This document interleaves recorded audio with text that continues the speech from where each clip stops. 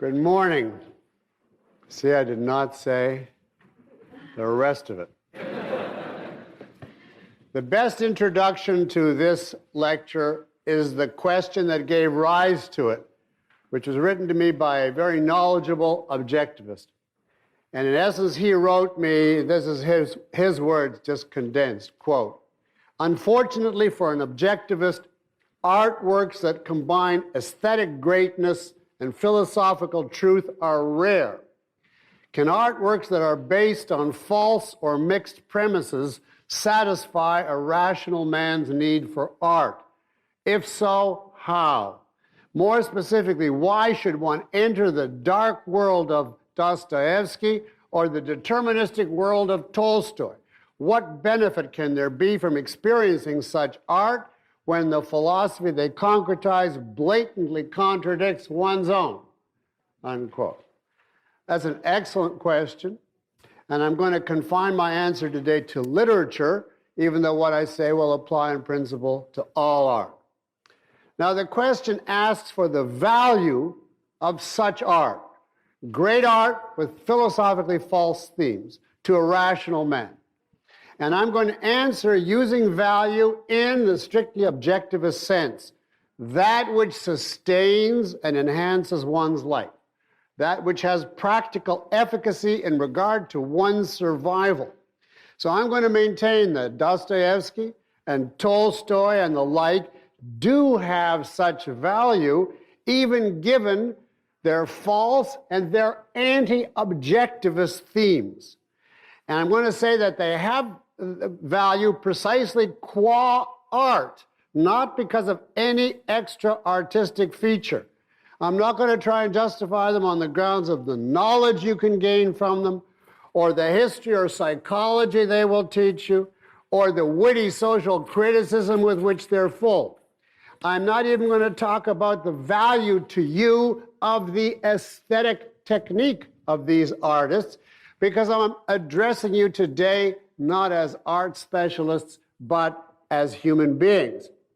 Our concern is not how, not the brilliance by which these authors achieve their goals, but simply what they do as great artists, what they do that can have survival value to you as an objectivist.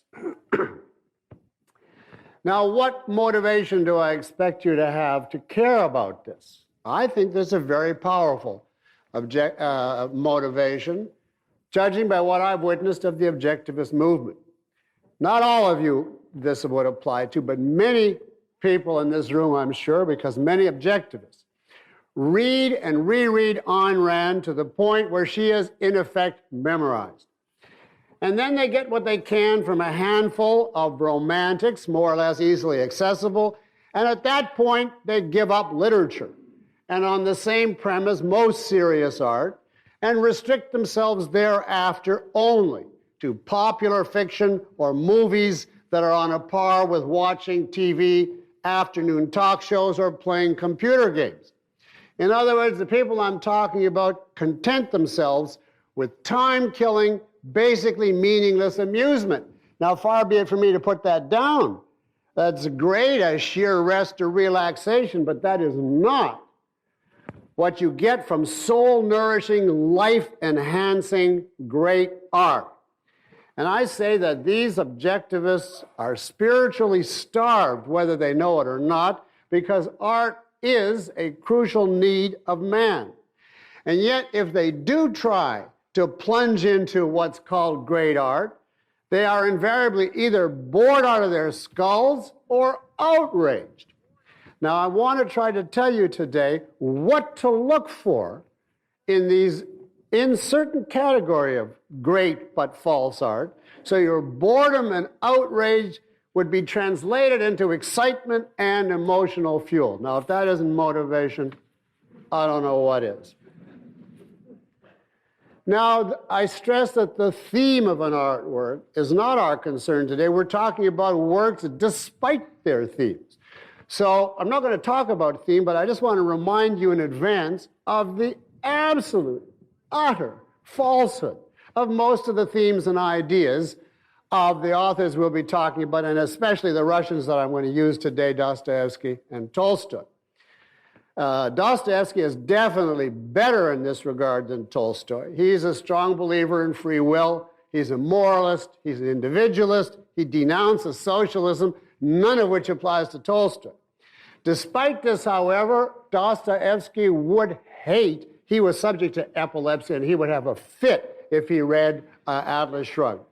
He and Tolstoy agree, and I'm just giving you a sample, on such ideas as the evil of a person asserting his own will, the necessity of man's obedience, whether to God or society, the nobility of sacrifice and or suffering, and above all, they agree in their many repeated explicit assaults on reason, logic, science, the intellect, all of which they regard in effect as seductions by the evil West, if not by the devil himself.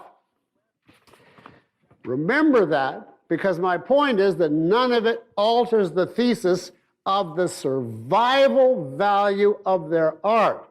Or to put it paradoxically, my thesis is the life-sustaining value of certain art works, even if they're built on anti-life themes.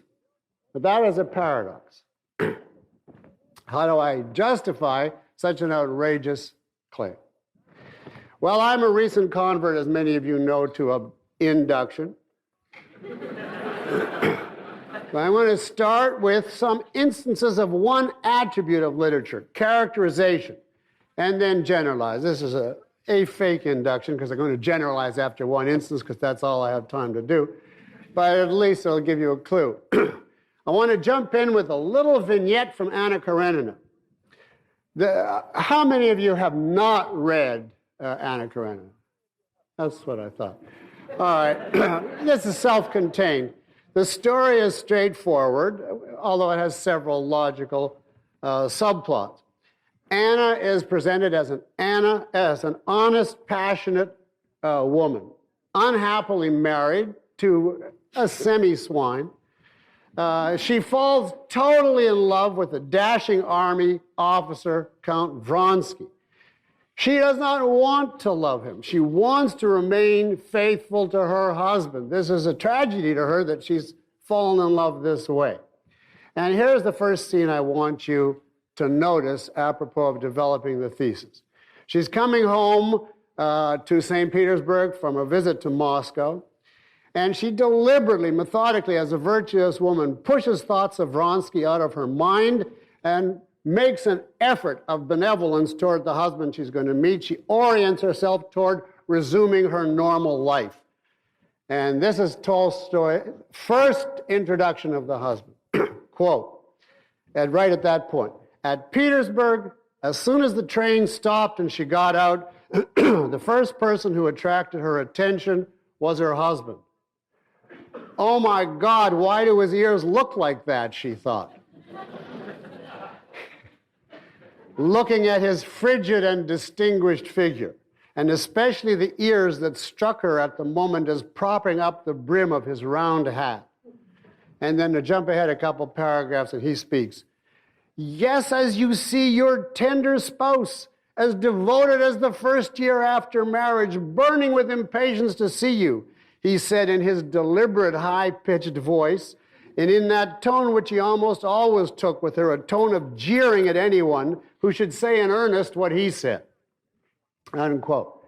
Now, this is a little gem in which a totally unknown character, we've never met him, is revealed objectively, physically and psychologically, at a glance in a few strokes.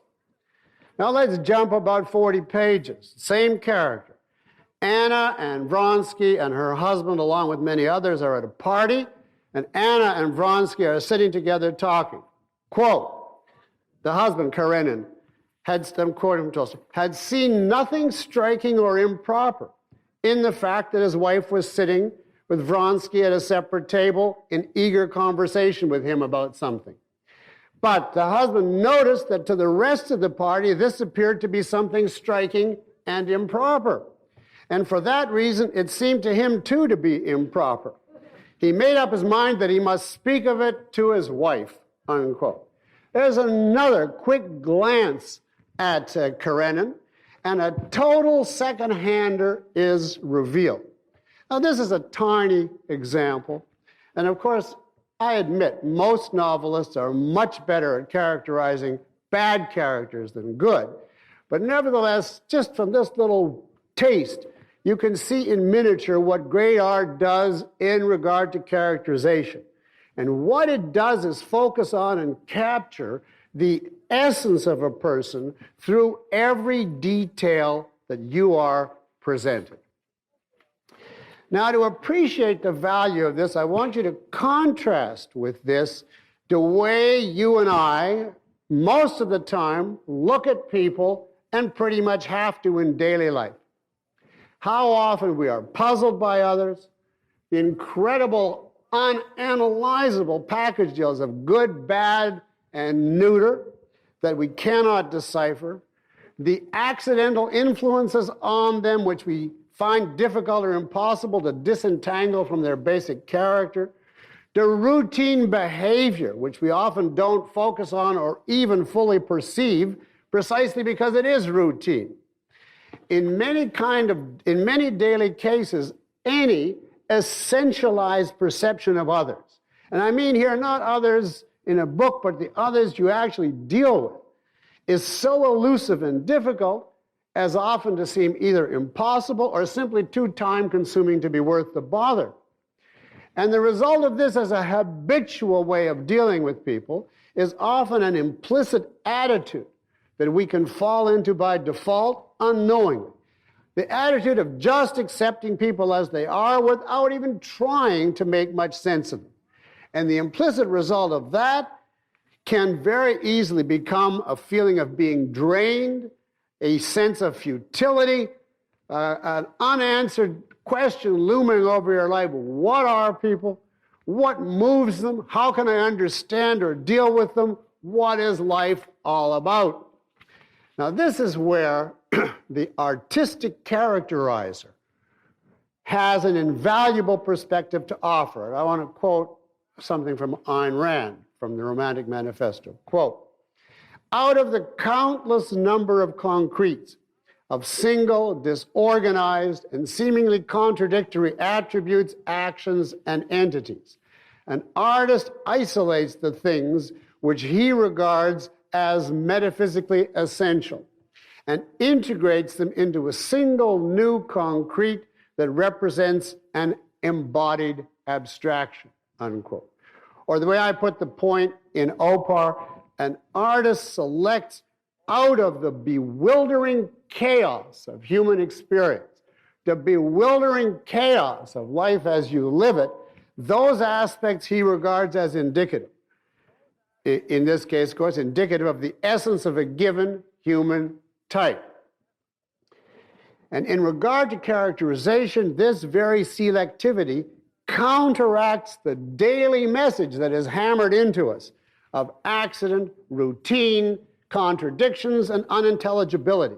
It gives us a fresh, essentialized perspective on people and therefore on man. By giving us characters stylized in essential terms, you can think of it as like a vaccination or a booster shot, telling you on the deepest level, men's attributes are meaningful. Men do have identities. They can be understood. Life is not a tale told by an idiot, full of sound and fury, signifying nothing. Now, I realize that many of you are just itching at this point to object and say, why do I have to wade through all this rotten art? Because I know all that from objectivist theory. I know that life is purposeful and men are intelligible, etc. So who needs art for it? And my answer is, it is not enough to know it in theory. You must know it on the perceptual level. You must perceive the concretes around you in such terms. You must be able to turn your philosophic, abstract knowledge that men operate in terms of essentials into a framework governing your actual daily perception of people. And this is one thing that great art does in regard now to characterization.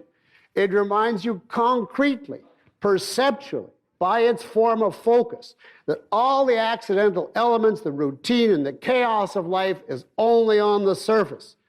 And you see, it makes no difference here. This is the very, very crucial point.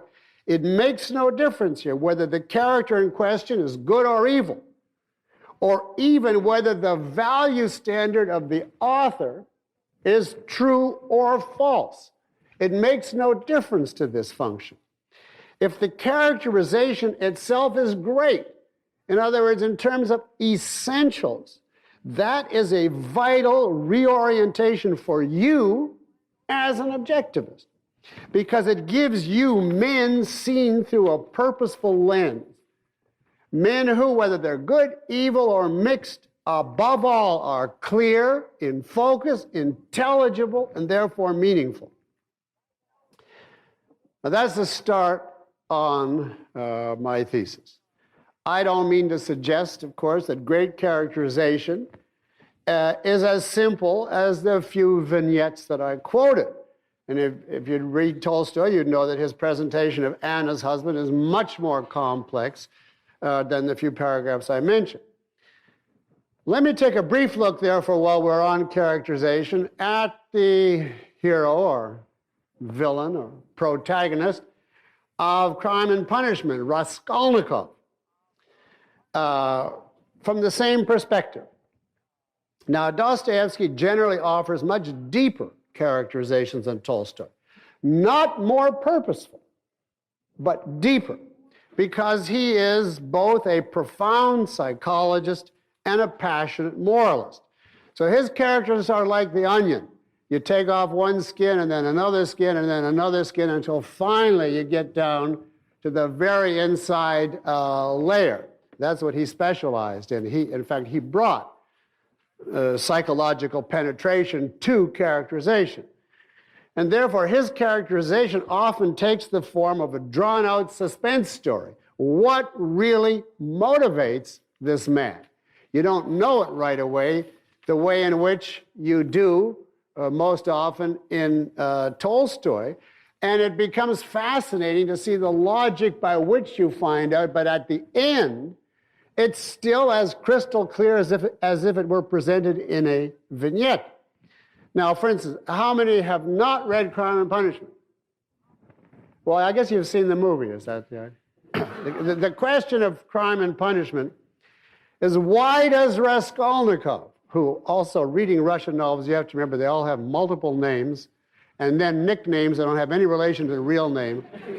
So, you pick one name and then just make a chart of equivalence. But why does Raskolnikov, this is really the question as far as characterization goes, presented as a handsome, moody, kindly, extremely honest whim worshiper? That's already quite a combo.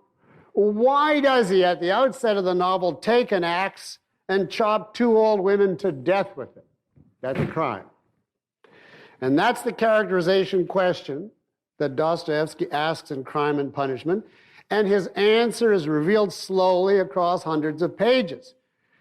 Raskolnikov himself doesn't really know why he did it at first. He has a swarm of possible motives, but it's not too clear to him. And he keeps breaking down in health and lying down and trying to evade the whole thing, and then it nags at him and he wakes up and tries to find out more.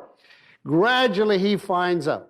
And at different points he offers all kinds of different possible explanations, each of which seems to hold and then conflicts with another. For instance, at one point, the novel cites Jeremy Bentham in The Greatest Good of the Greatest Number and has Raskolnikov agree with the idea, I'm motivated by the welfare of mankind, and if only I knock out this pawnbroker who doesn't do any good to anybody, and I can distribute her money and make everybody happy. So he's a Benthamite. Somebody once said that Crime and Punishment is a novel in which Jeremy Bentham is provided with an axe.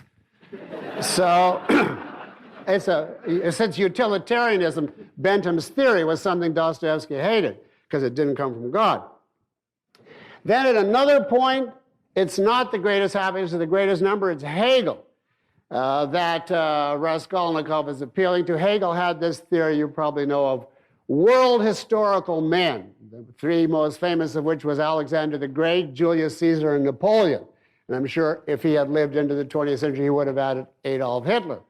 And these world historical men represented God on earth and were the vehicles for moving history to the next stage of its development. And they were not subject to any laws, any human definitions of good or evil, crime, and so on. They transcended all of our petty concerns because they were the agents of God moving history.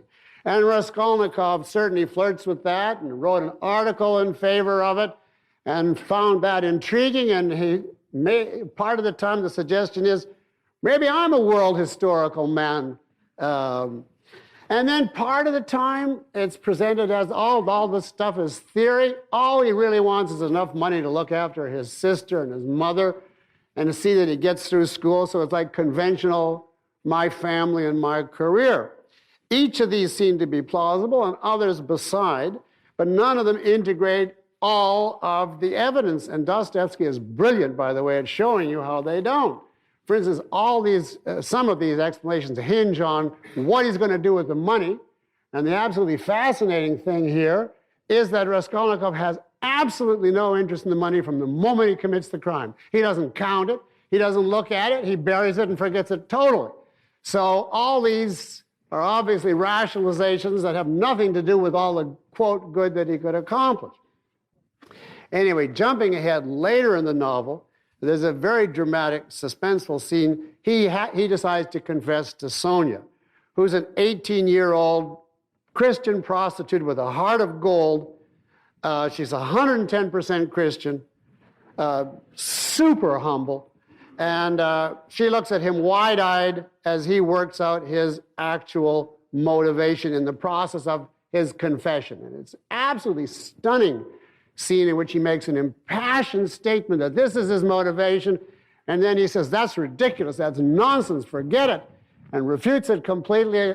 All stuff that you've seen. It's like the psychological summing up. And then this is where we finally get to the nugget. He's going back to his earlier days before the crime, and he says to her, oh, how I hated that garret where he lived, a little cramped, tiny, poverty-stricken garret. And yet I wouldn't go out of it. I wouldn't on purpose. I didn't go out for days together, and I wouldn't work. I wouldn't even eat. I just lay there doing nothing. And if somebody brought me anything, I ate it, and if they didn't, I went all day without. I wouldn't ask on purpose from sulkiness, which would be an objectivist way of saying from whim worship. I didn't feel like it. I was filled with resentment at the world and the unfairness of life, and I was just going to sit there and suffer and to hell with it. And then he goes on, for the first time in my life, an idea took shape in my mind which no one had ever thought of before me. No one. I saw clear as daylight how strange it is that not a single person living in this mad world has had the daring to go straight for it all and send it flying to the devil. I wanted to have the daring, and I killed her. I only wanted to have the daring, Sonia. That was the whole cause of it. It wasn't to help my mother that I did the murder. That's nonsense. I did the murder for myself alone, and whether I became a benefit to others or spent my life sucking the life out of men, I couldn't have cared at that moment. I wanted to find out then and quickly whether I was a louse like everybody else or a man, whether I can step over barriers or not, unquote. In other words, he killed in order to be able to think highly of himself, in order to be able to say, I am an exceptional person. I've taken an exceptional action. I'm not like everybody else, all these weak, louse-like conformists around me. So if you put it in objectivist terms, he killed in order to achieve self-esteem. And to him, the only form of self-assertion is stepping over the barrier. In other words, defying society. In other words, destruction and nihilism. And that's what emerges ultimately as the deepest explanation that integrates everything else that he's done. And in the very act of uttering this, Raskolnikov recognizes what it means about him. He's filled with self-disgust, and he concludes that he is loathsome, that he always knew he was loathsome. He's a louse, in his words, like everybody else. Now, this is a fantastic characterization because you see it unfolding before you, and it's crystal clear at the end. Now, Dostoyevsky draws from all this the moral, that theories, ideas, philosophers like Bentham, Hegel, and so on, have helped to seduce Raskolnikov's better nature, his kindness, and so on, and overwhelmed him, and that he would have been okay if only he hadn't been exposed to thought, intellect, and pride. But of course, that is not the point we're talking about here today. My point today is that all of this complexity, every aspect of Raskolnikov's characterization is purposeful. Every trait, every self-doubt, every spasm of anger, every guilty urge to confess, it's completely stylized to draw out the essence of a person. And the book ends up as being the perfect X-ray vision of a soul. Now I want to generalize beyond characterization. Because my point here is not that great art is not NOT, that great art teaches you motivation or psychology, but rather it teaches you how to look at daily events through X-ray glasses, which you can keep on after you close the book. Art gives you the inner feel of what it is like to essentialize, which you can continue to do when you look out. So the critical value that it offers is not the artist's idea of what is essential, which may be completely wrong. It's not the conclusions he draws from his particular focus, which might be completely wrong. It's the fact of the essentializing focus as such. Now here you have to appreciate that the basic function of art is not, the basic function is not to objectify and contemplate moral values. That is the model building function of art. And it's applicable only to romantic art, the kind that presents what might be and what ought to be. The basic function of art, however, is to recreate reality according to the artist's metaphysical value judgments. In other words, the basic function is metaphysical, not ethical. And that means that you are offered something invaluable in the very act of contemplating or reading it. You're offered something psycho-epistemological as a direct consequence of the fact that its specialization is metaphysical stylization. What you are offered is practice in perceiving the universe via a deliberate policy of inclusion and exclusion.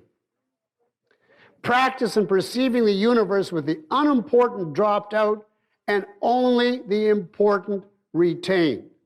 Practice in perceiving the universe according to what counts, even if in your actual life what counts is less than 1% of what actually inundates you. The sheer fact of immersing yourself in great art can enable you to learn this technique of perception even when the value standard of the artist involved is wrong. And this is what Ayn Rand called the stylizing power of art. Its power to stylize your consciousness. And here let me read you a paragraph from Opar, which is the gist of my answer to the question today. Quote, art is concerned to teach. What it teaches, however, is not a theory, but a technique of directing one's awareness, directing it away from the inconsequential and toward the metaphysically essential. Art thereby clarifies a man's grasp of reality. And now let me quote from Miss Rand, who, as usual, gave the whole lecture in 2 sentences. And she said in the Romantic Manifesto, just as a throwaway, you could take any sentence of hers and give a whole lecture on it. She just says this as a throwaway in the Romantic Manifesto. In this sense, art teaches man how to use his consciousness. It conditions or stylizes man's consciousness by conveying to him a certain way of looking at existence. I mean, if you get it, you don't need any more, and if you don't get it, well, maybe you will. Now let's turn to real life for a minute to see what the use of this would be. Let's say you're living with someone, a romantic partner, for a year, 2 years. Now, you know, I'm sure, the danger of falling into a rut where routine and taking out the garbage and so on swallows everything. And then suppose one day you raise the question, or she does, what about marriage? Now, at that point, if you're a decent person, your instinct is to look anew, to look and see, what is this person? What is she to me? Now, hopefully, when you turn on that type of focus, you drop all the inconsequential things. They simply fade away by the fact that they're unimportant. And you orient yourself to focusing on, stressing, naming what counts. If you couldn't do this, then you would never be able to decide what to do. Because the good, the bad, and the indifferent would all weigh equally on your mind. Your partner's essential honesty, say, would be counterbalanced by the fact that she leaves the newspaper all over the table when she finishes reading, so there'd be one good and one bad, and how can you decide? Now, in making major decisions, whether marriage or to employ someone or even to hire a long-term babysitter, every decent person tries to take an essentialized view of the entities involved and drop, let's call it, the routine perspective. But this is tantamount to saying, although most people don't know it, let me look at the entities involved as though I were putting them in a novel. What would I use from this person in a novel, and what is irrelevant or meaningless or the accident of illness, etc., that simply doesn't count? Now, this skill, which is critical in life, the technique of being able to take this perspective, is precisely what is trained by great art. Philosophy teaches you what is essential in content. Art gives you the practice of seeing essentials everywhere and therefore of automatizing your philosophy. And I think this is a perfect analogy to learning a language. Learning the grammar and vocabulary in class is pure theory, and that corresponds to learning abstract philosophy. But speaking the language on a regular basis and thereby automatizing it corresponds to art. So it's not a contradiction to say being steeped in Dostoyevsky or Tolstoy's universe heightens your ability to perceive the universe as you stylize it, and therefore heightens your ability to keep objectivism alive in your soul as something other than abstract floating theory.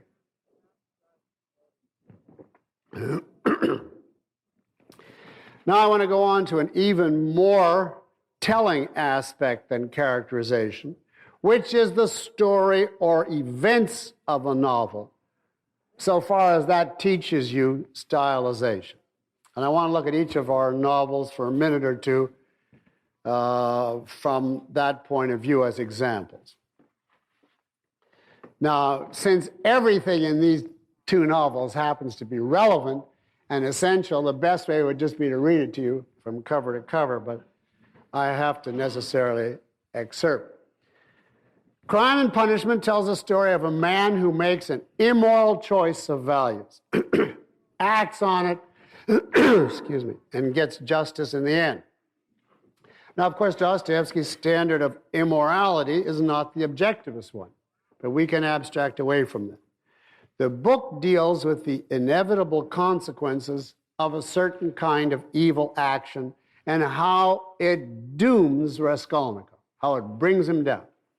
So broadly speaking, Crime and Punishment stresses the power of morality. which, to that extent is a viewpoint congenial to objectivism. But you have to remember that the theme says that morality consists of sacrificing to God. So that takes a big lump out of our congeniality here. But my point here is that the total stylization of the novel's events, regardless of its theme, Dostoyevsky takes a single great immorality and looks at everything from this one point of view. How does this immorality affect or redound on this and that and this and that and every other aspect? The suspense of the story as a story is, can Raskolnikov get away with it? And the events, both existential and psychological within his own soul, show step by step that everything is closing in on Raskolnikov and that his action has doomed him. And the stress here is on everything. There is nothing in that novel that is not put there to underscore, hammer home, or worsen Raskolnikov's plight. And it's all logically interconnected so that you can see by the end that in the moment of axing these women, he had just as well have cut his own throat. Every event, every subplot, every minor character. And I want to introduce this term because I think it captures something. The novel and Dostoyevsky himself, you can say, is obsessed with Raskolnikov's crime. Nothing matters to Dostoyevsky in this novel except that crime and its consequences. And that is precisely the mark of great art. I think that great art is a form of obsession or monomania. It is the exact opposite of anything moderate, middle of the road, or Republican. By its nature, great art is extremist and fanatic. Is that simply another way of saying it's stylized? It focuses only on what is metaphysically important to the artist, and it simply brushes away as worthless everything that doesn't come under this great concern. Now, here's just a couple of passing examples out of dozens from Crime and Punishment.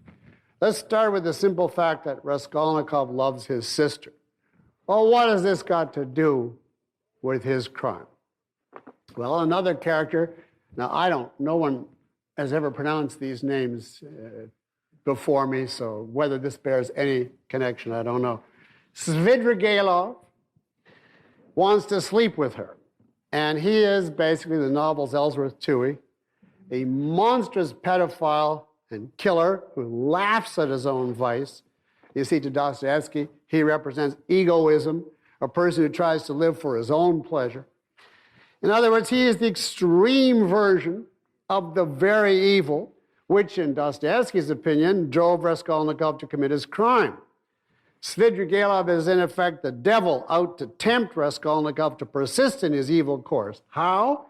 By threatening to expose Raskolnikov's crime if Raskolnikov doesn't sanction his evil designs on Raskolnikov's sister. So, as soon as we start the story, Raskolnikov's love of his sister and fear for her safety become a hook jabbed into his side and completely enmeshed as one of the consequences of the crime. And he has to deal with this monster who finds out about it by overhearing his confession. Now, of course, at the other extreme is Sonia, this prostitute with the heart of Jesus, submissive, 100% submissive and saintly. What makes her so good?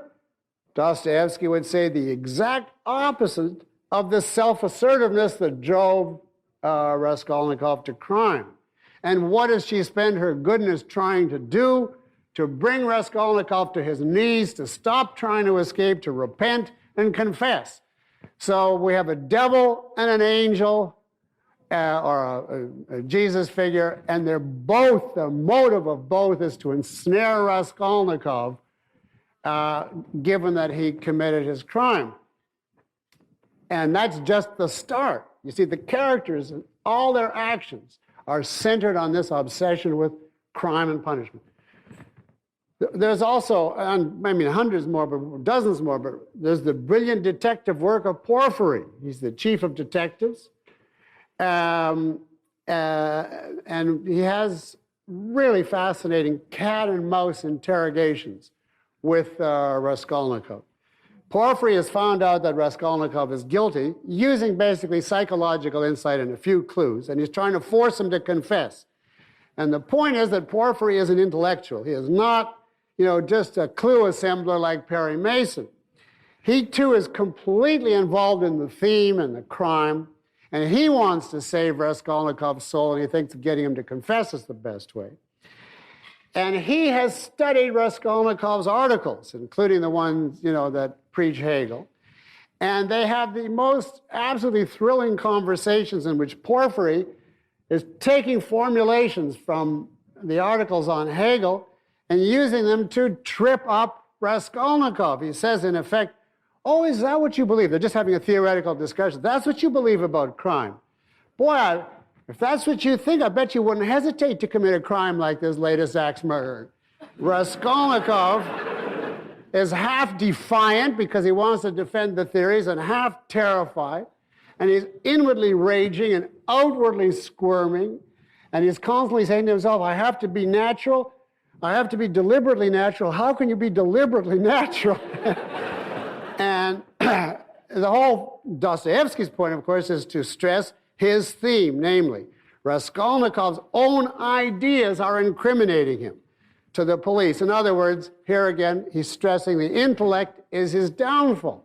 Now, you don't have to obviously agree with that, but it's again, everywhere you look, the material of the theme is stressed, focused, highlighted. You get a completely overwhelming universe in which only what counts is there. And of course, there's the spy that Raskolnikov sees on the street, terrifying him with the chance of being caught. And the guilt, because he's torn, he has this better side, torturing him to confess.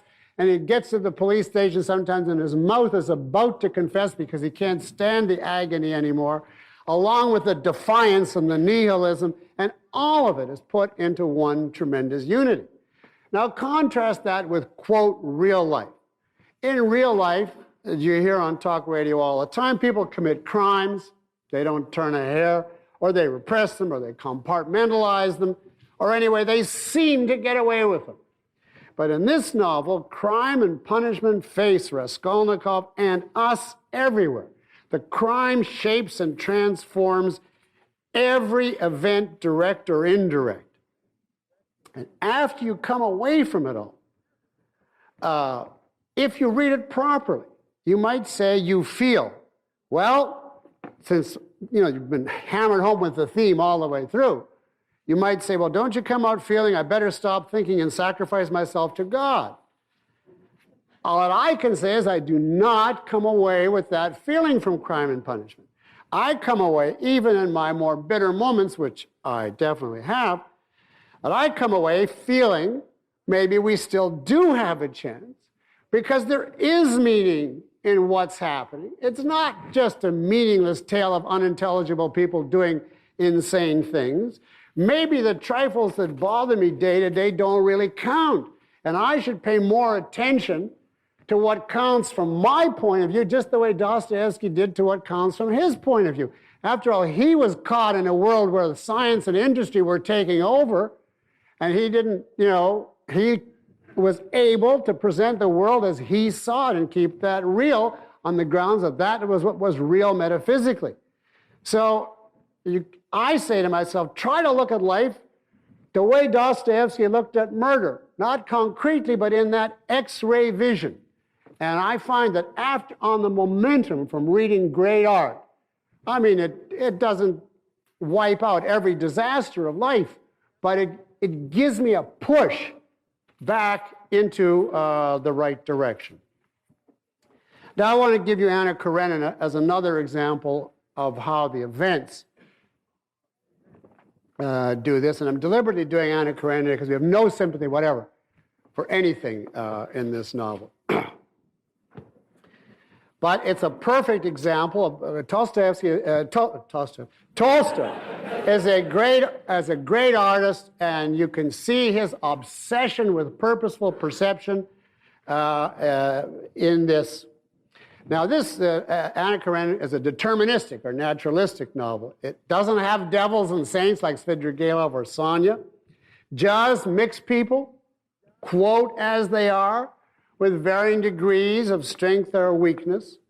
And you have to sympathize with Anna, the heroine, because she's presented as falling hopelessly in love and being unable to change her honest passion, which, given the condemnation of adultery by her society, simply dooms her from day one to disaster. So both of the novels that we're looking at today are really could have been titled Crime and Punishment. But Anna's crime, falling in love, is not volitional. It's not murder. It's the crime, in general terms, of seeking personal happiness by defying society's conventions and leaving her rotten husband, for which crime she is punished by Tolstoy more severely than Raskolnikov. Dostoyevsky gave Raskolnikov 8 years in Siberia for killing these two old ladies. Tolstoy has Anna commit suicide for her crime. So philosophically, Anna Karenina is much worse than Crime and Punishment. In fact, Ayn Rand has called it the most evil book in history, most evil artwork. But again, my point here is not theme and not even technique, but rather how purposefully Tolstoy looks at the world. Now, I admit, in this novel, there are some boring stretches where Tolstoy can't resist putting in his political opinions. They're irrelevant, and they should have been cut. But if you read enough of this stuff, you skim right over as soon as you see there's no characters that interest you, and there's not much dialogue, and there's a lot of abstract discussion of Russian politics. Just jump right over until it picks up again, and you won't miss anything. Now, let's just give you an idea by looking at the beginning and the end, basically, how obsessed Tolstoy is, which is the mark of a really great art. The book starts with the epigraph. You know the famous quote at the beginning of the book? And the epigraph is, "Vengeance is mine, saith the Lord." And then the first sentence, which is famous. Listen to this for a first sentence to strike your theme. Happy families are all alike. Every unhappy family is unhappy in its own way. In other words, tells you that happiness is boring and that this novel, by contrast, is going to be about something interesting. So, this is not a guy who fools around. Then the first scene with a minor character. And guess what this minor character has just done? He's just cheated on his wife and thereby hurt her deeply, and that's how we meet Anna for the first time. She's coming to try and reconcile the heartbroken wife to the fact of her husband's adultery. Already at this point, you see the obsession starting to blossom. He's got this adultery on the mind, and you're starting to be drawn into a world where everything is going to be stylized and focused on that. Now, I can't give you the blow by blow, but let's jump to Anna's and Vronsky's meeting at the railroad station. They look at each other. It's love at first sight, and almost immediately on a nearby railroad track, a man falls on the tracks under a train and is killed in a horrible accident, which is burned into Anna's memory, and she says she feels somehow it's an omen. So, in great novels, people don't fall under trains just accidentally.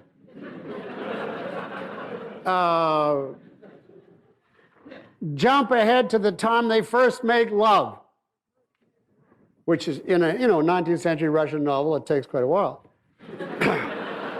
Is it ecstasy? The way it would be, when Dagny and Reardon do an Atlas Shrugged. A quote from Tolstoy. They've just separated from making love. Come apart physically. Quote, Vronsky felt what a murderer must feel when he sees the body he has robbed of life. And with fury, as it were with passion, the murderer falls on the body and drags it and hacks at it. So he covered her face and shoulders with kisses, unquote. Now, that's perfect. Completely eloquent, purposeful analogy, hammering home the theme. Every touch in this novel has that same obsession. Well, the purposeful events just continue Anna's struggles with her vindictive husband, a truly heartbreaking parting from her young son, whom she loses through her adultery. And that's a scene I personally cannot read without breaking into tears. Then Vronsky loses his army career because Anna's considered a drag by the army. Then they're snubbed by society. And then the two of them are alone from morning to night with each other. They're both unemployed. And Vronsky starts to feel that she's smothering him, and he wants to go off with the boys. And Anna is growing jealous because she senses his resentment, and they fight. And finally, it all falls apart. I'm just giving you, sort of a plot blurb here. She starts to feel she's given up everything for Vronsky, her child, her life, everything, and now she's lost everything. She rushes to the railroad station in a frenzy to find Vronsky. She doesn't even know why she's there, to find him or talk to someone or just to get away from this room which is closing in on her. She feels that love is a myth, that it's all phony. She sits down in the train, and here is Tolstoy, obsessed to the end. She's in this absolutely, frantic state. A couple sits down directly across from her. I'm just filled with admiration that you could think of such a thing. Quote, both husband and wife seem repulsive to Anna. They make inane and affected remarks to one another entirely for her benefit. Anna saw clearly that they were sick of each other and hated each other, and no one could have helped hating such miserable monstrosities. And then someone laughs. It was so clear to Anna that there was nothing for anyone to be glad of, that this laughter irritated her agonizingly, and she would have liked to stop up her ears not to hear it. A few pages later, I think I can even give you this if you can take it, but it'll give you some idea of the power that certainly transcends my synopsis. A few seconds later, she's outside staring at the wheels of a train that's coming on. She has a sudden memory of the man who was crushed by the train the day she first met Vronsky, and she knew what she had to do. I'm just going to give you excerpts because I can't read it all, but just try to get, this is the very, very last page of the novel. A feeling such as she had known when about to take the first plunge in bathing came upon her, and she crossed herself. That familiar gesture brought back into her soul a whole series of memories of her childhood and girlhood, and suddenly the darkness that had covered everything for her was torn apart, and life rose up before her for an instant with all its bright past joys. But she did not take her eyes from the wheels of the car, and exactly at the moment when the midpoint between the wheels drew level with her, she threw away her bag and, drawing her head back into her shoulders, fell on her hands under the car, and with a light movement, as though she would rise immediately, dropped on her knees. And at the instant she was terror-stricken at what was she doing. Where am I? What am I doing? What for? She tried to get up to throw herself back, but something huge and merciless struck her on the head and dragged her down on her back. Lord, forgive me everything, she said, feeling it impossible to struggle. A peasant muttering something was working above the iron, and the light of the candle by which she had read the book filled with troubles, the book of life, filled with troubles, falsehood, sorrow, and evil, flared up more brightly than ever before, lighted up for her all that had been shrouded in darkness, flickered, began to grow dim, and was quenched forever. Now, I say that's very, very powerful ending, and in case that's not enough, Tolstoy has, to carry his obsession one step further, an epilogue. in which we learn that Vronsky is going off to die in a useless war, and on top of that, right at this moment, has a horrible throbbing toothache. So he's disfigured by pain the last you see him. Now you can see why Ayn Rand said this is the most evil novel ever. It presents a truly vicious philosophy, but it exhibits the stylization of great art, and that is even being completely naturalistic. You have to say that Tolstoy was not a normal guy. He was not the boy next door, but I say that as a compliment. Now, I don't retain the details of his novels or any of these novels for very long, or of the characters or even of the story. What I retain is the sense of looking at life with the eyes of an artist. And what such art, whether true or false in its theme, keeps alive in me as nothing else can, is a non-everyday view of the world, and therefore a really philosophical view of the world. I also want to point out that there is an emotional reward, which is not exactly the emotion that I just hopefully invoked in you. I find, if it's great art, a kind of emotional excitement or inspiration or even fuel. Now, obviously, I do not mean this in the sense that I get emotional fuel from reading Ayn Rand. I don't get a sense of man the heroic or the possibilities of human greatness or the ideal embodied or what might be and ought to be. It's a totally different sense, but nevertheless a sense that is real. There is a certain sheer excitement in experiencing this X-ray stylization. It's the excitement of feeling, I am for now in a unique dimension where I can experience reality profoundly and in a way I don't normally. It's like seeing the world in color in 3 dimensions when normally it's black and white and flat. Now, the fuel from reading Atlas Shrugged is pure pleasure and uplift from the fact of living on Earth. But the fuel in Dostoyevsky and Tolstoy is more like the pleasure of being in outer space, a special outer space where you prepare yourself for life once you land. And now, this kind of fuel or inspiration is often in direct contradiction to the evil theme of the book. So the authors are giving you this despite their themes. For example, essential to both Dostoyevsky and Tolstoy is the logic of the events and portrayals that they offer. And that implies the value and the validity, the reliability of logic, regardless of their continuous sniping attacks at it. Or inherent in deliberate, methodical characterizations is the idea that men's purposes do count, that chosen values do matter, regardless of what the artist may preach as his theme. Or inherent in the clarity and orderly structure of these works is the implicit message that the world is intelligible, that our minds can understand it, that we are able to function, we are potent, we can be efficacious. Now, these are messages that come through by the very nature of the art, if it's great art, purposeful and stylized, despite the themes. So in that sense, you can say great art, or at least the kind I like, even if its theme is wicked, implies a valid philosophy to an extent by the sheer fact of its perfect stylized integration. Now, there's a limit to this implication and to the fuel that it provides. An obvious limit, since the theme contradicts the implicit message. Nevertheless, the message is there, and you can be uplifted by it despite the contradiction.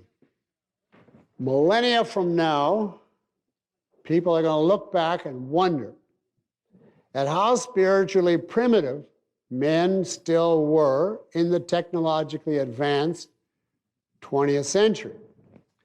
In this kind of age, we simply do not have an abundance of thematically pro-life or pro-reason art. But we still need art. You need art, and I need art, and I mean art. not a detective story or a TV dramatization of the disease of the week or a Steven Spielberg special effects flick about dinosaurs on the loose. So I want to conclude by making a pitch for you to consider making use of what we do have. If there was enough Ayn Rand, she had written 100 books, 150. I'd never give this lecture. I'd say, who needs this? I'd just keep reading another one by her till I died. Unfortunately, she only wrote 4 and a few short stories and plays. There's not enough to last for a lifetime. You might decide to just read her and reread her, then you'll reach the stage where I got at one point and had to stop. I reached the point many decades ago where we used to play a game. Someone could open the fountainhead at random and utter 2 or 3 words, anything more definite than he said. And I could right away finish the sentence, say who said it and where from. And it got to the point where basically I had the entire book memorized. It was just unreadable anymore. And I had to stop.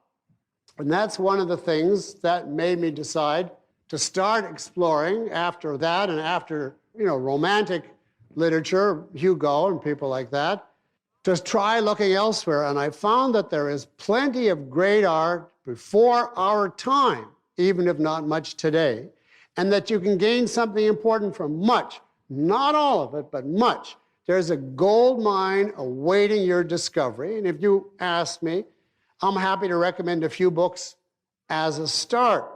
But first, you have to make the decision that you want to go and dig out the gold that is waiting for you. And my only hope for today is that this lecture gives you reason at least to think it over before you just say, it's all wrong, to hell with it.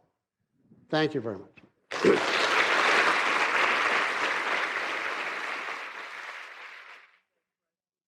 Okay, I'll take questions. Yes, sir. You've talked about the role of stylization in art. How would you apply it to a visual art such as architecture? And especially when architects today are forced to deal with such arbitrary concretes as zoning codes, building codes, Americans with disabilities requirements. Well, you're asking me a question of aesthetic theory in a field of which I know nothing. So it's not on the topic nor in a subject area that I know. I certainly sympathize with architects. I happen to know one architect well, and he gives me horror stories and what he's up against with zoners and planners and the neighboring community that insists on all kinds of stuff. I mean, that's tantamount to trying to get a job in university and teach something that is not nonsense. I have no solution for that. Every art is stylized. But architecture is a unique art in that it also has a practical function. So the key to stylization in architecture, all I know, is the issue of form follows function. The stylization has to be to stress and underscore the structure, and that has to be determined by the function of the building. But I do not think, I just don't know, but I don't think you would learn this technique of perception from architecture unless you are in architecture and you're able to see, to get a revitalized sense of how to look at the world through it. I couldn't do it. The only art that works for me, really, in this is literature and secondarily sculpture, because I get a great deal of this focus on the essential when I see, like Michelangelo or ancient Greek sculpture, that counteracts, because you can read into it, a character. I'm not very good on the visual arts. I'm sure that experts in the visual arts like Marianne Surius would explain to you in detail how it works. And I'm sure I've seen some paintings where it helps me, but I guess I don't see too well, or I've never been exposed too much to the visual arts. So I have to restrict my comments to literature. Okay? Jason. You said that great art helps you see the world in essentialized terms. You must know that there are some people who already do this better than others. My question is, do you think that great art is more important for the people who have not developed this capacity in order to help them develop it more fully? No, I don't think so. You mean people who don't know philosophy? People who have a hard time seeing the world in essentialized terms, who don't do that normally. I mean, great art would be helpful, but I don't know how helpful it would be apart from some philosophic understanding, because the risk that you run if you plunge yourself into art with corrupt themes and are not inoculated is that the artist will make his theme so plausible you'll start to believe in it. And now, Amy pointed out to me several times that there's a danger in reading too many Russian novelists because they are so malevolent and they all believe in sacrifice and redemption through suffering and the superficiality of happiness and so on. I wouldn't have wanted to be exposed to that without a philosophic inoculation that enables me to discount that very early. So I more see the role of great art as revivifying an ability to then apply philosophy that you know. I do think it's valuable to read great art and to analyze it, but ideally, before you know philosophy, but you should ideally go through it with someone who can help you analyze the theme and what you think of it and the characters and what you think of them at the same time. I don't think just uncritically steeping yourself in that universe is going to make you think in essential terms. I mean, there's too many great artists that were hopeless philosophically and that did not think in essential terms. So I couldn't maintain that. It's what I said, it's like a vaccination or a booster shot, okay? Yes? This is a bit of a specific question, but I was wondering if you could comment on the style of Ernest Hemingway, and specifically For Whom the Bell Tolls. I don't know if you've read that. Well, you're way down beyond what we can do here. I'm supposed to be talking about the general role of art with illustrations from Russian literature. I read some of Hemingway. All I can basically tell you is he was not wordy. He wrote simply, straightforwardly, in short sentences. There was a certain cachet to his style. I never thought anything of his themes or his characters. He was, if you'll forgive me and accept present company, an American. And I've never found much in American literature. So Hemingway would be a good example of not finding much, as the best I can say. Yes? Would you discuss your selected reading list? Sure. I just happen to have a few remarks here. Now, this is just a few that I suggest as a start. It's in no sense exhaustive. And the only standard I put in basically was, is it good with a bad theme? Obviously, how much you devote to it depends on your time, your interests, and how much you can put up with to get into it. Most great art does not start off with a bang. Some does, but most does not. Now, for instance, War and Peace, which I also think and recommend to you by Tolstoy. The way I started to read that is I was having difficulty with insomnia at one point. And a doctor suggested reading the phone book until you got sleepy for 30 minutes each night, and then as soon as you started to yawn, go to sleep. And I figured I never could get into War and Peace, so I'd use that instead of the phone book. And for about the first, close to 200 pages, I went to sleep within 30 minutes. It was perfect from that point of view. But then I got into it after a couple hundred pages, and then I was able to read it to the end. It's much more episodic and less connected than Anna Karenina, but it has even more brilliant passages, and it's a genius of a work in terms of, I'm very high on Tolstoy, however rotten he is as a thinker, because he has the real ability to dramatize his themes in action, and his themes are so hair-raisingly false that it's tremendously impressive that he can actually create more or less believable scenes from these themes. In War and Peace, the outstanding example is Tolstoy is against the great man theory of history. He's against any man theory of history. History has a mystic destiny. and mobs of people do what they do because of the forces of history. But one of the themes is that individuals are irrelevant. What's going to happen is going to happen as dictated by the unknowable forces of history. And he has the French under Napoleon fighting the Russians, and the Russian generals, the hierarchy working out these commands and strategies and military ploys, and they have it all planned out. And absolutely everything that they worked out and planned comes to naught and is defeated, it isn't relayed, the failure of communication is just as if the bosses, the head of the military, had nothing to say, and the mob instinct of history led the soldiers in the right dispositions to defeat Napoleon. It's better done than I'm saying, but for a dramatization of the helplessness of the individual, it was really very impressive.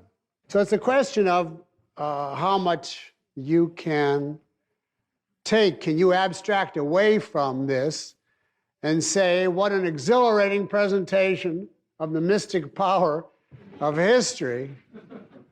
I don't know. I've reached a stage where I can do it because there's nothing else that I can read. And to me, it's an essential function. So I'd just tell you with that preface that my favorite literature is Russian and French. That's about the only two countries that I can find a number of people that I like. Certainly Tolstoy. If you want to start besides War and Peace, I would suggest a short story called Master and Man, because he wrote a lot of fascinating and gruesome short stories. Dostoyevsky, definitely read The Possessed, which is denunciation of socialism, because you'll even get some political agreement. And he has a fascinating novelette, Dostoyevsky, called Notes from Underground, about a man who is driven crazy because 2 and 2 is 4. And this man can't stand the fact that he can't change that. Dostoevsky sympathizes with the man, but is also driven crazy by it. And so it's a fascinating. I like Turgenev, just to give you one more Russian, Ivan Turgenev. Fathers and Sons, I read that novel with great interest. It's supposed to be about a nihilist son, and the nihilist is really interesting because half the time he is a nihilist, and the other half the time he's presented as what I would call a pure objectivist. Because from the point of view of the author, anybody who questions is a nihilist. So half the time he's questioning religion in perfectly reasonable terms or saying, what's the purpose of this custom? And half the time he's destroying as an end in itself. And from the author's point of view, this is interchangeable. And it was fascinating to see this guy go from a monster to an objectivist and back as the same character from the author's point of view. There's also a very poignant novelette by Turgenev called Spring Torrents, if you like unhappy love stories brilliantly told. Now, I'm not going to give you a whole list from them all, but from French literature, let me just say Balzac. Definitely, I would start with Père Goriot, and it's part of his whole series called The Human Comedy. He wrote dozens and dozens and dozens of novels. You can pick it up anywhere, but Père Goriot is a good place to start. And it has a really fascinating character, Vautrin, a master criminal that is really interesting and has plans to take over the world. And although he's denounced as a master criminal, obviously Balzac is really interested in him. And this guy takes over the novel completely, and it's fascinating reading.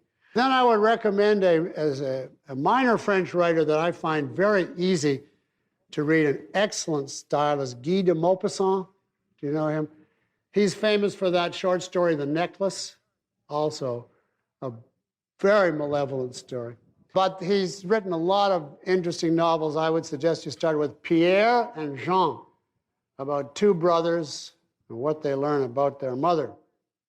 Now, while we're on the French, I recommend Dumas Père. Not so much Fils, but Père, the old guy.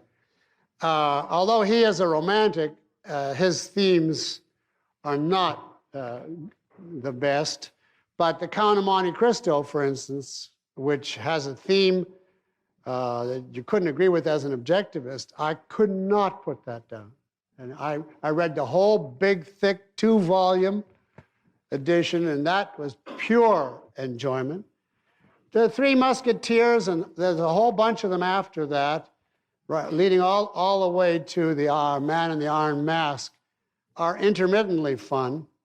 For English writers, I'll just give you 2. They have bad ideas, but good art. One is Dickens. I think the best place to start there is A Tale of Two Cities. And one is one that I loved in college, although it's extremely bitter, so that'll tell you how I was in college, which is Gulliver's Travels. But you have to read all 4 parts, not just with the little people and the giants. And there's a whole section on satire. This is a satire on everything. And there's a section, a satire on what I would now call rationalists. These people floating above the earth and theorizing with no connection to life. Don't forget also that plays are a great way to get into literature. They're much easier to read than novels. They're shorter. And I recommend strongly all of the authors in the course I gave on great dramas, but especially for great art, Sophocles, Shakespeare, particularly his tragedies. His comedies, I think, are, you could sit through them if you're glued to the seat, but his tragedies are usually great. Corneille, the French author, has written many terrific plays. George Bernard Shaw is highly intellectual, sophisticated, well done, episodic and crazy. Ibsen, very tightly structured. Some of it could have been written by an objectivist and some by the exact opposite.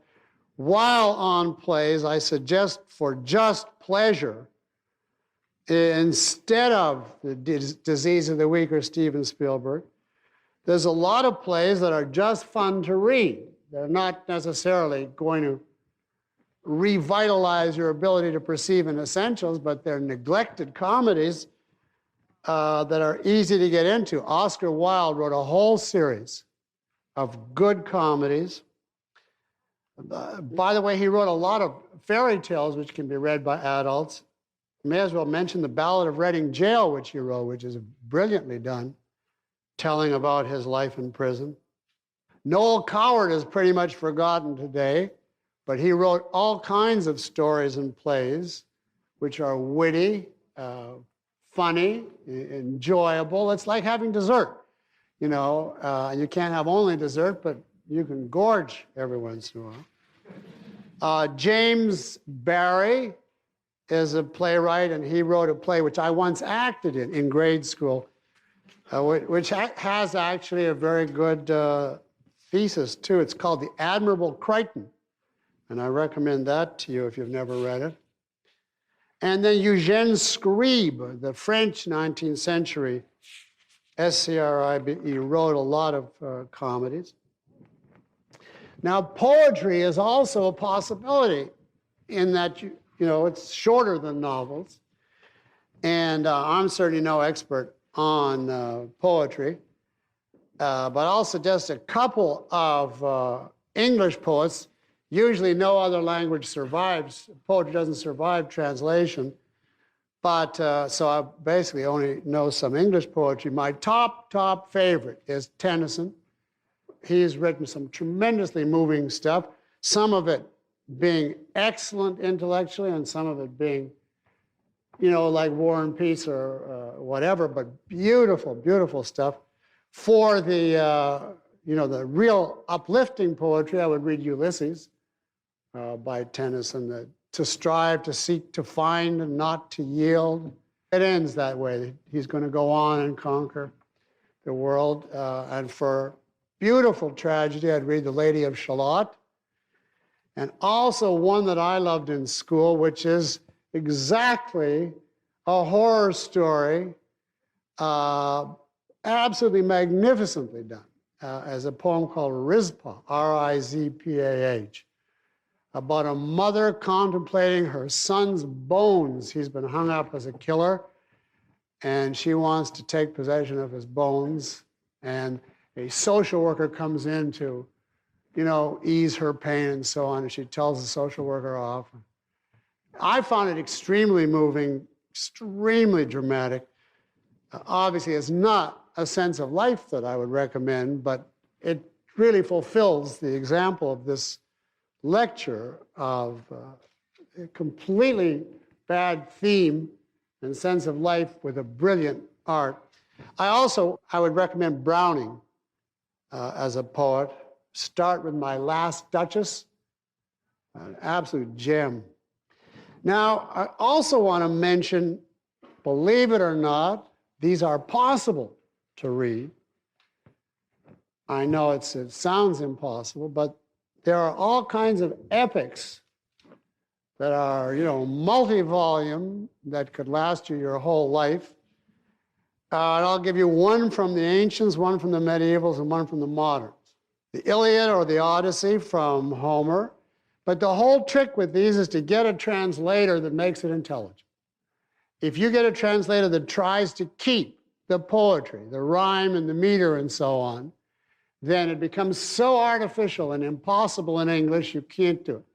So what you want to find is a translator that just tells a story and give up the other. But I finally found one for Homer, and it's E.V. as his initials. I don't know how you pronounce it. Rieu, R-I-E-U. And he actually writes as though he's telling a story. And it's not, mighty seaweed be strewn Demeter, and so on, where you can barely know what he's talking about.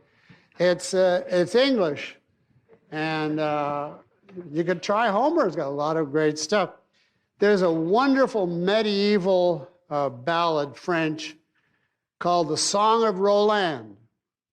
And this one is translated by Dorothy Sayers. Do you know her? She was the mystery writer.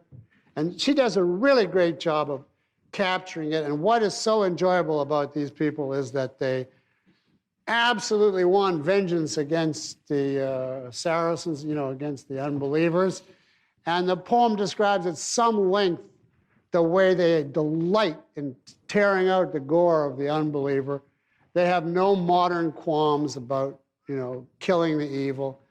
They're unrestrained for vengeance. And since I am too, I live vicariously through that. But it's a fast-moving, active, and I think that's easy. And then if you want a modern one, I would suggest Paradise Lost by Milton, in which, it's supposed to be the dramatization of Christianity, and Satan is the hero. And he says, I'd rather rule in heaven than be a slave to that, in hell than be a slave to that dictator in heaven. And Milton is obviously on Satan's side, but he's committed to, come out for God. And it's beautiful poetry and very well done. Now, I want to say a word here in conclusion of this question of the stuff that I can't read, because I do not mean to imply that anything acknowledged as, quote, great is going to necessarily have a positive function. There's a lot of stuff I've tried, and I can get through 20 or 50 or 100 pages and say, that's it. I'll never read this. On principle, I'll never read this. So I don't want to be misunderstood as saying anything called great is good for your soul. I'll give you just some category. Anything non-objective, all 20th century of that type. Anything unclear, anything that prides itself on ambiguity and equivocation and, all that, I won't read that stuff. I want it to be like Dostoyevsky and Tolstoy, where there's an obsession and they hit you over the head with it. That's exactly what I get out of it, not this evanescent modern garbage. And it's not only modern. Every once in a while, you'll find a work that's praised for anticipating the 20th century. And every one is worse than the next. For instance, Tristram Shandy by Sterne, which I spent a lot of money on buying, thinking, well, this is a classic, and it was absolutely unreadable. Now, then beside that, boring or episodic works. Now, Tolstoy is episodic in a way, but not like Chekhov. Chekhov, I check out. And by the same token, minutiae-laden works that have no sense of essentials. For instance, Madame Bovary by Flaubert. I dragged myself through about 150 pages of that, and I didn't care if she was run over by a train or what. It was just every detail, without the details adding up to anything or having any purpose. It was the opposite of what I would consider great art, even though he's put way up there. Flaubert is so terrific. Phony romantic stuff I can't read, like Charlotte Bronte and Jane Eyre, all those Gothics with ghosts clanking around and wails coming from the ceiling. As soon as they start, I just put that out. And then above all, I cannot take books whose essence, our essential approach is arch, coy, or sarcastic. It's okay to be bitter and angry like Swift, but if there's a feeling of archness or coyness, it just puts me off totally. And for example, Cervantes' Don Quixote, I cannot read. I can't take that guy seriously because it's supposed to be, he's satirizing his own hero and he's laughing at himself. Thackeray, Vanity Fair, I couldn't read because he thinks he's so funny. And I have to say this at the hope of not hurting the feelings of a lot of people here. I can't read Jane Austen for that reason. I know a lot of objectivist women get a lot out of her, and I'm not criticizing you if you do, but she's just too coy for me. It's too arch. There's a way of coming at things that is not blunt and straight, and I can't take that. So I would say I do reject a lot. I buy a lot of books and read 20, 50, 100 pages and say that's out. And my main tests are, no matter what the theme is, it's got to be clear. It's got to have some progression of events, even if not the structure of a plot. It can't just be, completely episodic. It has to have some conviction of reality, not these phony Gothics. And it has to be told in a sincere, straight, head-on fashion, not with tongue-in-cheek. And if I find that and quality to the work, then I can happily live in a malevolent universe and feel invigorated by it. Following are Dr. Peikoff's responses to written questions on art, which were recorded later. All right, now let's try to get through some of these questions with dispatch. Can we say that great art is defined as art whose every element is intensively integrated with the theme of the work? Now, I object to the idea of defining great art. That is a mistake at its inception. You do not define a category and the excellent expression of that category under one concept. You define art, for example, and then you have to provide and prove separately objective standards of judgment of what would be good or bad in that category. And then you conclude that great art is art that fulfills the following standards, but that's not a matter of definition. That's a matter of definition of the concept and then a derivation from all the relevant data of the standards by which to judge it. It's just like if somebody said to me, define great man. I say, that's ridiculous.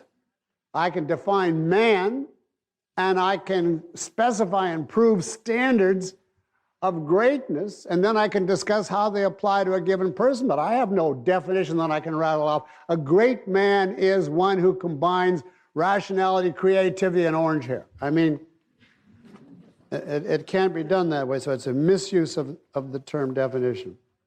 Now, what I add to my list of fiction works, a partial list of philosophers we should read as intellectual ammunition. I don't think you should read philosophers. I don't think you have to if you're not in the field. you might want to read a book or take my course on the history of philosophy as a summary to get some idea what you're up against. Philosophers are notoriously hard to read. I mean, even for philosophy majors. If you were going to read philosophers at all, I would read excerpted versions from Plato, maybe from the Republic, Aristotle, take the Nicomachean Ethics, because the rest of it you'll just never follow, and read the chapter titles. You get some idea where he stands from that. Descartes is pretty easy reading, and he wrote the same book over and over, so you can read any one of them. But I would say maybe the Meditations is probably the easiest philosophic classic of importance to read. And Kant, I mean, if you can get anything out of him, read the Prolegomena to Any Future Ethics or Any Future Metaphysics, and it'll give you a condensed version. If you're not in philosophy, it's a very painful way of arming yourself. Now, I got a bunch of literary questions I want to try to do quickly in the few minutes remaining. Do I agree that I'm rewording these just to make it faster, that Tolstoy is the greatest novelist ever, apart from Ayn Rand? No, I do not. I would list, at least, leaving aside the issue of their theme, both Hugo and Dostoyevsky I consider greater novelists than Tolstoy, because they have elements that Tolstoy does not have. Above all, plots, logical, connected sequence of events. And Tolstoy, by being a naturalist, does not have plots. He has stories, but it's more episodic, and I think that's a weakness in him strictly as an artist. There are other things too. I mean, Hugo is 100,000 times more uplifting. And, I mean, it's incomparable. Tolstoy thinks life is misery, and Hugo is a sunlit romanticist. But just taking it on the question that it was asked. In regard to my not thinking much of American literature, what about Sinclair Lewis? Yes, I read almost all of Sinclair Lewis's, over 20 novels. And he is definitely, was enjoyable to read. He had a sharp wit. I think some of it is dated now, but I don't think it's great art. But short of that, I certainly read him. You could read It Can't Happen Here, which is about a fascist dictator coming to power in America. You could read Arrowsmith, about an idealistic young doctor. That's probably his most positive book. I also, by the way, he's a naturalist. I also read a great deal of John O'Hara that nobody hears anymore. Very malevolent, but even more artistic than Sinclair Lewis. And if you want something that will really cast you down, I would recommend Appointment in Samara, his first novel. And his most positive novel is From the Terrace. Now the questioner goes on, what about Thomas Hardy and Vladimir Nabokov? I cannot stay awake even reading Thomas Hardy on the page, just the words. And Nabokov is modern, non-objective, and in my opinion, disgustingly perverted, as evidenced by Lolita. So, since fiction writers are observers of essentials, does Ayn Rand's epistemology, in effect, come from her approach as a novelist or her philosophic mind? And I say definitely from her philosophic mind, because artists, per se, are concerned with essentials, but they don't have to reach these essentials qua artist on any rational ground or any ground related to reality. What we mean by essentials is that it expresses their sense of life. And this has not to do with cognition of objective essentials. Translators of Russian literature, I always, if I can, read the Constance Garnett translation. She is an old translator, but that means she was faithful. She did not want to make Raskolnikov sound like a member of a street gang in L.A., which some of the current translators do. She was, faithfully reverential to them. It's a little old-fashioned, but I don't mind that. What about Schiller? Yes, I didn't mention him, but I did because he's a romanticist. But he has written some great plays like Don Carlos. You can look at my course on great plays. And some that I must say I find pretty dull. So I find him uneven. Now, here's one that really threw me. I realize our time is up, but there's just 3 more. Can you take 3 more? Quick hit and runs. What is the connection between great art and induction? None. Because great art is a process of creativity, which is largely from the subconscious via a sense of life, which can be terrible, and reached by no valid or cognitive process at all. And induction is an objective cognitive process where you focus on reality. So you can't confuse art presents essentials, but therefore the artist had to think rationally or inductively or objectively, because essential in connection with art means what counts to him. So it means that he's purposeful, but his purpose may be completely at odds with reality. So by the same token, can great art teach a young mind to think inductively? No. And as a matter of fact, it can teach you the opposite, because it deliberately skews the evidence. For instance, Anna Karenina. If you went there, and I'm going to induce the truth from that, you'd end up with the horrendousness of adultery. So, and the same ring, can immersion in great art significantly curtail rationalist tendencies? No. Don't use art to correct your epistemology. That is not what it's for. Not your philosophical epistemology. And now, second last question. What about great art in the movies? I don't recognize such a phenomenon. Because the movies are a 20th century art form, and great art basically died in the 19th century. This doesn't mean you can't find an occasional movie that is very artistic. The earlier in the century, the more likely. The later, the less likely. Now, if you've read the Romantic Manifesto, you know that Ayn Rand's favorite in this regard was Siegfried, and you can read what she had to say about it. And I could rattle off for you a number of movies, which I think is what this questioner wants, that I enjoyed or that I liked, but I would never put them in the category of great art. But just for what it's worth, I suggest you watch AMC or TCM, the Turner or the American Movie Classic, and watch the movies from the 30s and the 40s. They started to deteriorate in the 50s. Actually, they started to deteriorate when color came in. And in those days, believe it or not, discerning people ran like the plague from any movie made in color, because it meant that the budget went to the photography and not to the script. And consequently, the color movies were all bad. Now they're all made in color, and therefore you can draw your own conclusions.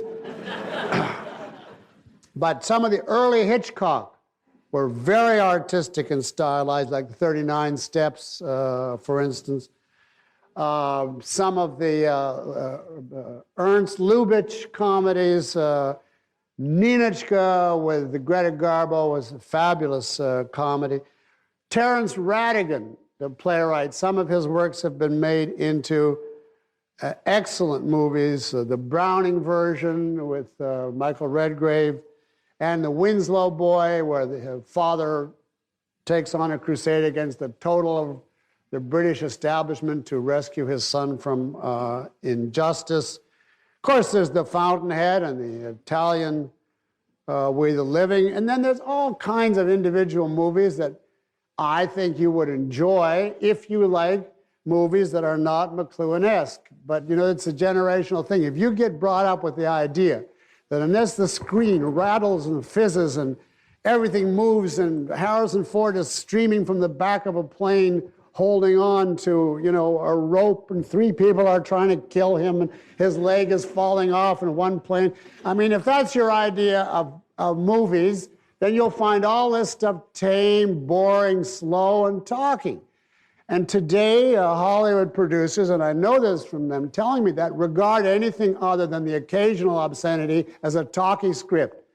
They just want to go back and forth, and then every once in a while they use the F word or some other word, and that's the, sum up the meaning of it, and then they go on to some more of it. So any movies I recommend will strike you, if you're under 30, as probably slow, and these people just sit around and talk. It's not true, but that's what they strike people as. But given that, I would recommend, for instance, Laura was a great murder mystery with Gene Tierney. Fabulous movie, I think.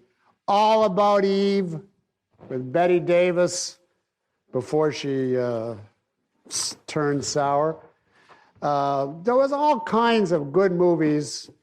I don't call them great works of art, but I certainly would take any one of them over 100 summer box office smashes, such as the one that I walked out of last night. Now, the last question. What is the status of the Atlas Shrugged movie? I have good news and bad news, which follows directly from what I just said. A truly excellent script has been written by Cynthia Peikoff. I regard it as an impossible achievement. She took that novel, and she was told she could make it between 4.5 and 5 hour script, and she made a 5-hour script which actually reproduces this novel in cinematic terms, drops an incredible amount, but keeps the main line, the plot, the essence of the characters is unbelievable. I would have sworn that it could not be done. It is now being shopped around, sent around Hollywood, and continuously rejected by everybody, who are horrified that there's dialogue in the movie, let alone what the dialogue says, Right now, it's scared everybody off totally. The script does exist, though, and that in itself is one big step forward. All we'd have to find is someone who wants to put up $50 million or whatever it is to get it produced. Thank you very much.